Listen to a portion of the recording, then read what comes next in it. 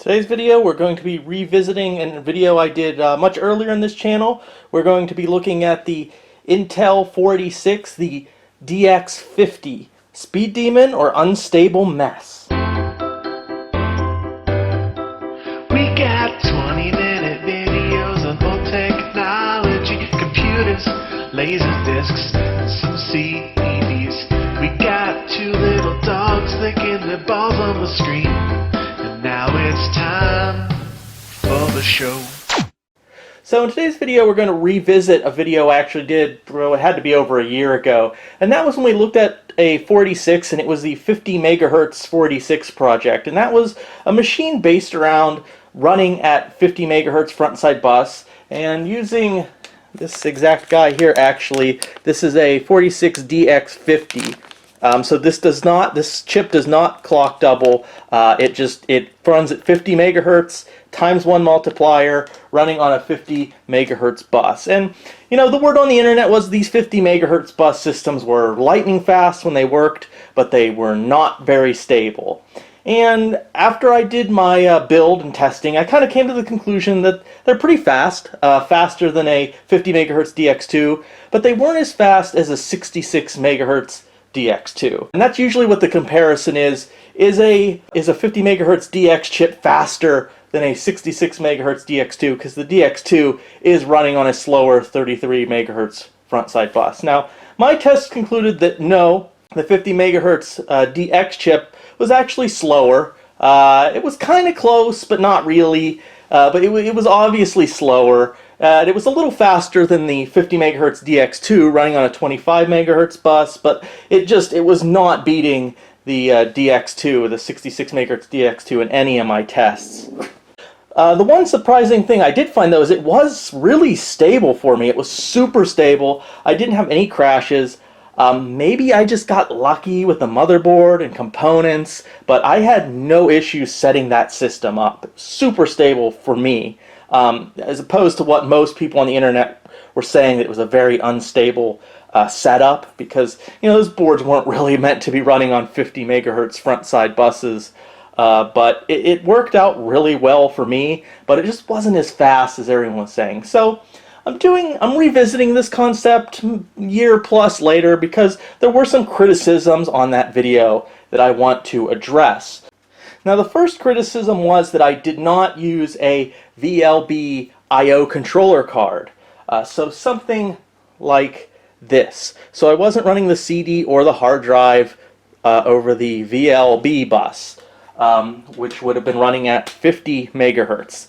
So there's a very good reason I didn't do that, and I went with a slower ISA bus. I used a nice ISA controller card. It was like an IDE controller card on the 16-bit ISA bus. Now there's a reason I did that, and that was stability. Because when you get to like 40 megahertz and you start putting more than one card on the VLB bus, and a lot of motherboards had 2 or 3 slots, you could get stability problems. And when you're running on a 50 megahertz front side bus, I was just too afraid of stability problems with having 2 VLB cards on that bus. So I'm going to try it this time. I'm going to see if we can get stability with 2 cards on the VLB bus running at 50 megahertz.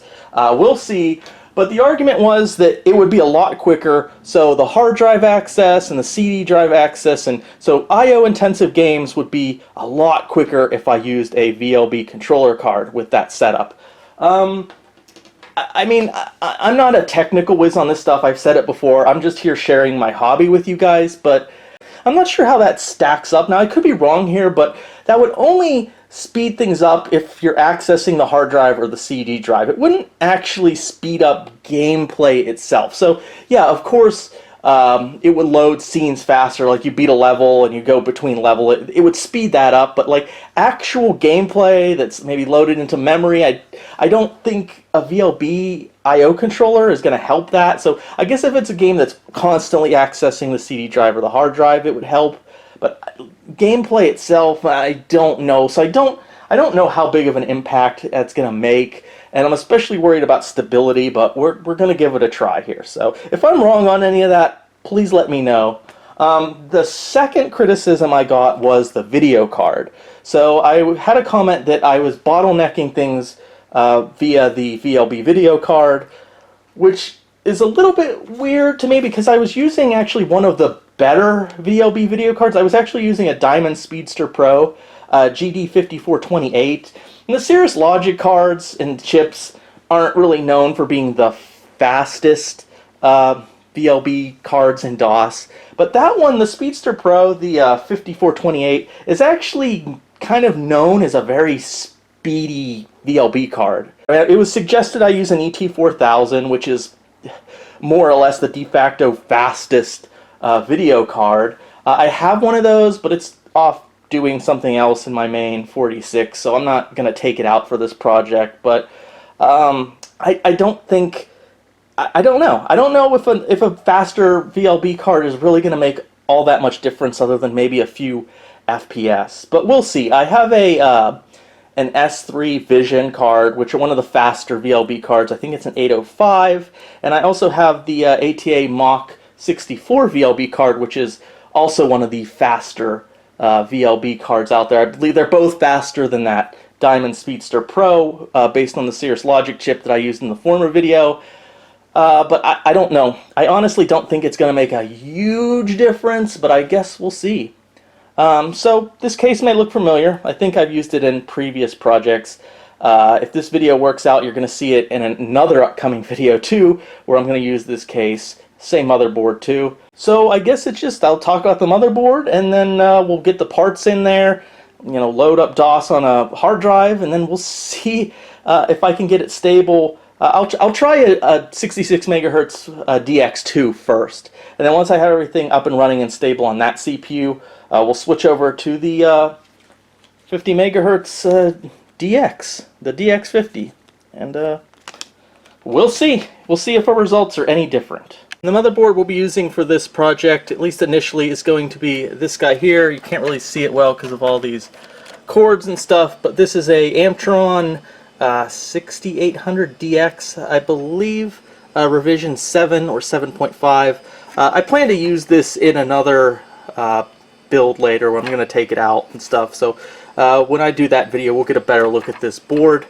And yeah, this is a later board. I think this is from like 1995. And the hard drive I'm using for these tests is a Samsung drive. It's an 8.4. Of course, we're not seeing the 8.4 gigs. The BIOS is only seeing 512, or the OS. This is only a 5400 RPM drive, but this was from the year 2000, and this is the drive I had sitting around conveniently, and it works. But even though this isn't a 7200 RPM drive, it should be superior to probably all the hard drives that were around in the early 90s, early to mid 90s, when this kind of build would have been a thing. So as far as what video card to use for this, I have a number of VLB cards. Now, like I said, I believe the fastest VLB card is my ET4000. That is predisposed in another machine, and frankly I'm a bit too lazy to pull that machine out and take the ET4000 video card out of it.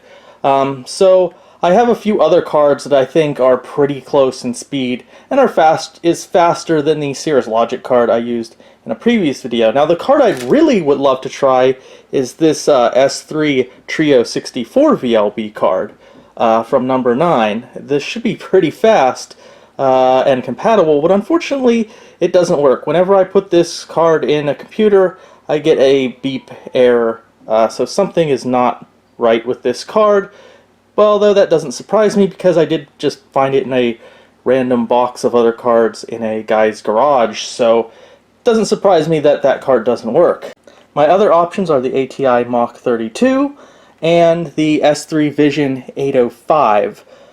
This one only has 1 megabyte of memory. You can make it 2, but I do not have memory to put here.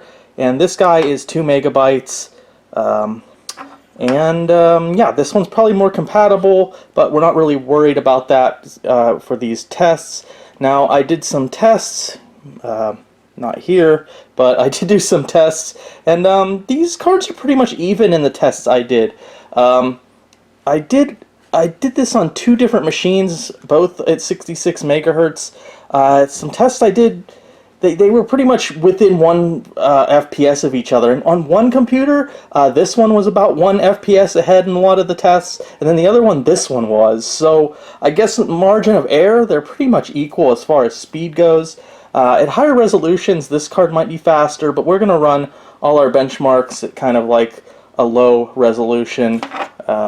So for these tests, we're probably going to be running these cards at a lower resolution. I think we're just going to go with 320 by 200. I'm just going to go with the S3 Vision 805 for these tests. And here's our first issue. I put in the 50 megahertz DX, and on this board with this video card, it just will not work at 50 megahertz. I get no image. Now, at 40 megahertz, it works. It's not detecting the hard drive right now, but it's working at 40 megahertz, but I can't get anything to post at 50 megahertz. So I can always try that ATI card. So definitely some weirdness going on. So runs, I didn't check for stability, but it does post at 40 megahertz. At 50 megahertz, I get nothing. Screen doesn't, no post. I get no signal to the monitor. Now removing the VLB card at 50 megahertz and just running the video card, I get a green light on the monitor, like it's getting a signal or something, but then I get an out of scan range signal. So interesting. I think our problem might be the video card. The Vision 805, at least this particular card, just cannot handle 50 megahertz. Although I don't know why it's getting an out of range signal. So okay, I'll try the Mach 32. And okay, with the ATI Mach 32 installed and no VLB card, we do get a post, 50 megahertz CPU. So looks like our issue was that Vision card could not handle the 50 megahertz front side bus. So now put in the VLB card and see if it will still post. Okay, so both are installed. And I got a post, but unfortunately it locks up at this point. So this is the problem with putting, you know, multiple controllers or multiple cards on the VLB bus when you're running at 50 megahertz. It's just not very stable. And that's why in my initial video I went with a IDE controller for the hard drive and everything. So, I mean, it can obviously be done. I just don't know if I have the cards that are going to be able to do it, because it's just, I'm having a really rough time getting a VLB controller video card combo at this front side bus speed. Alright, so no luck getting either of these cards to work correctly with a VLB I/O controller. The Vision card just doesn't do anything. Well, I don't even get a post image. The Mach 32 does, but best case, it locks up on post when loading MS-DOS. So no go with either of these cards. I even tried a different VLB controller that I had, and it basically the same thing happened. So I had my old Ultima 7 PC pretty close by, and it happened to have the VLB card I used in the original VLB card test, and that is the Cirrus Logic card. The what is it? The GD5428, which I still say is a pretty fast card.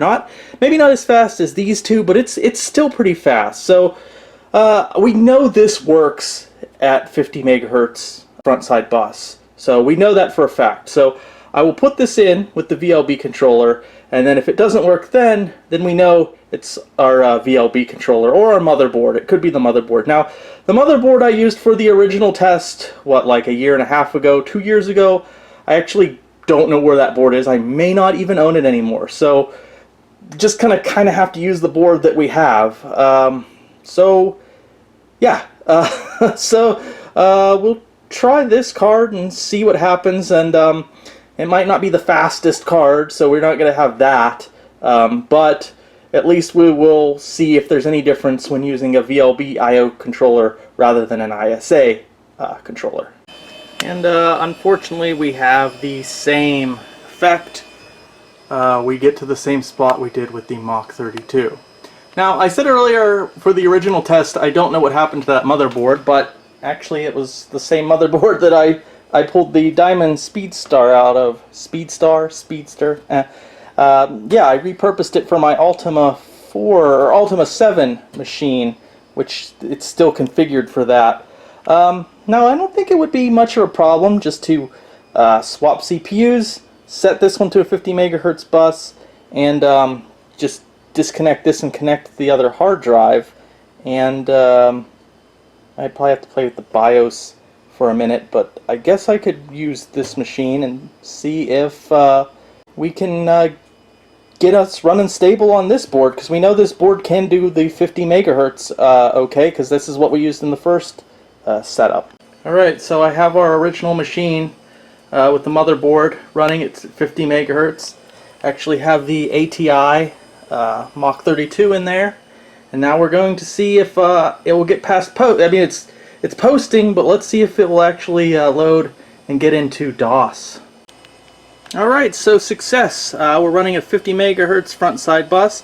We have the ATI Mach 32, and we have a VLB controller, and we're into DOS. So now we just run the benchmarks, and then since we got a different video card and everything in there, and then I'll just swap in a 66 megahertz DX2, change the front side bus, and then we'll run the tests again, and we'll see if a faster video card and a VLB I/O controller really makes much of a difference. Okay, so here we go with the tests, running the same tests, and I've also thrown in Quake, just to throw in Quake. Just a refresher, the motherboard is a FIC 486 GVT-U2. This is the same motherboard I did in the initial tests. This time we're using a VLB controller, VLB I/O controller for the hard drive, and we have a different video card, the ATI Mach 32 with 2 megabytes of RAM, as opposed to the older Cirrus Logic card with 1 megabyte that's supposedly a bit slower that we used in the first comparison video. Settings in the BIOS for memory. Now, this motherboard doesn't offer a whole lot of fine-tuning in the BIOS for like memory timings and things like that. It just kind of offers generic like turbo and fast settings. Presets which I have set to the fastest that they allow. I believe that's turbo for the cache and fast for the DRAM. And the results we got were exactly the same. Literally exactly the same. Now, Quake I didn't run last time, and they were within 1 FPS of each other. So with the 50 megahertz DX, I got 6 FPS, and then with the DX2 at 66 megahertz, I got 7 FPS. So that's super close. They're still unplayably bad, but super close.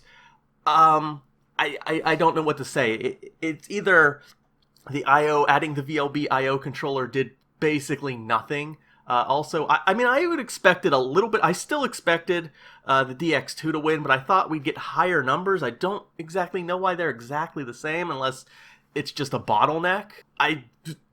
These are the results I'm getting. I don't know. I don't know what to tell you guys. I didn't try to rig anything, or I don't know exactly why it's the same results with a faster video card and the I/O controller. Maybe these games just don't really shine with these tests. Let me know. I'm kind of limited on benchmarks I can do in DOS here, but let me know if there's games. I'm kind of willing to do a third video in this series. So first of all, do you guys think that pulling out the old ET4000, the ET4000 VLB video card that's, you know, largely thought of as the fastest VLB card, will that really have any effect on these speed settings here? Should I test at higher resolutions? I do plan to do a faster CPU in the future, a faster build, and maybe I'll test it out there. But yeah, I don't know. The I/O controller, the VLB I/O controller made no difference whatsoever, and neither did the faster video card. So I don't know. Like I said, I'm willing to give this another shot if you guys have any suggestions, or can you suggest any I/O intensive games that I should test? Again, do you think bringing out the ET Labs ET4000 VLB card would really make any difference? I don't know. I can say during this video that I did discover that yes, Setting up multiple cards on the VLB bus at 50 megahertz is a pain. You have to have the right board, the right memory, and you have to have the right VLB controller card and video card that will all work together. That first motherboard, it just didn't jive. it would run at 50 megahertz, but when you added the VLB IO controller card, it didn't really want to jive. And it was also my VLB video cards. It was also picky. You got to find the right parts. So it is a little bit difficult. I think I lucked out with this FIC46 GVT U2 board. It seems to be really stable at 50 megahertz, provided you have the right video card. So I guess I lucked out there, but I don't know what to tell you guys. Same results. Same exact results. So, I don't know. These people saying they built these 50 megahertz DX rigs that blew away the 66 megahertz DX2 machines back in the day. I can't seem to pull that off. Maybe it's the board. I don't know. So if you guys have any suggestions, like I said, in the future I might be willing to revisit this again and have a part 3. But as for right now, I don't know what to tell you guys. It's same results. Same results. It's bottleneck maybe somewhere. I don't know. Did I miss something? It's very possible I missed something. So just let me know. Let me know in the comments what I screwed up, what I didn't screw up. And if you like this kind of concept, subscribe. Ring that bell. I guess that does something. And yeah, maybe there'll be a part 3.